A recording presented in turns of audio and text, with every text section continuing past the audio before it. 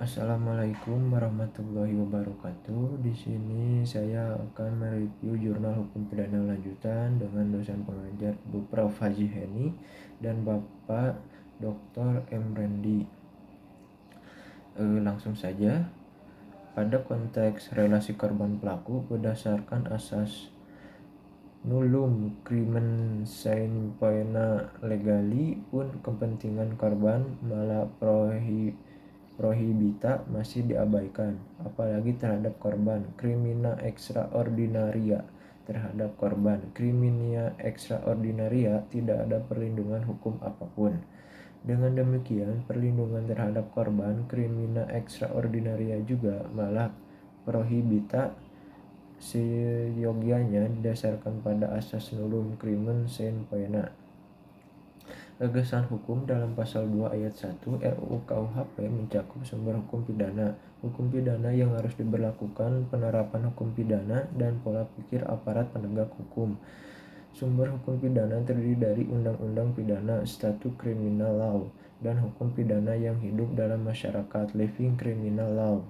Hukum pidana yang harus digunakan untuk menuntut secara pidana adalah undang-undang pidana yang sudah ada dan berlaku pada saat perbuatan dilakukan, lex temporis delicti, atau hukum pidana yang hidup dalam masyarakat, living criminal law. Penerapan hukum pidana perundang-undangan statute criminal law sudah menjadi pola yang biasa dilakukan oleh aparat penegak hukum, tetapi tidak demikian halnya dengan penerapan hukum pidana yang hidup dalam masyarakat, living criminal law. Kendala utama adalah wujud living criminal law yang tidak tertulis, sehingga sulit untuk dipahami, apalagi hendak diterapkan.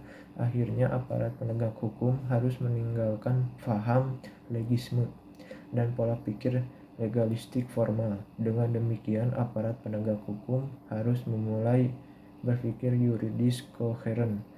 Pasal 2 ayat 1 RUU KUHP telah merekonstruksi hukum pidana perundang-undangan, statute criminal law, dan hukum pidana yang hidup dalam masyarakat, living criminal law, sebagai satu kesatuan utuh.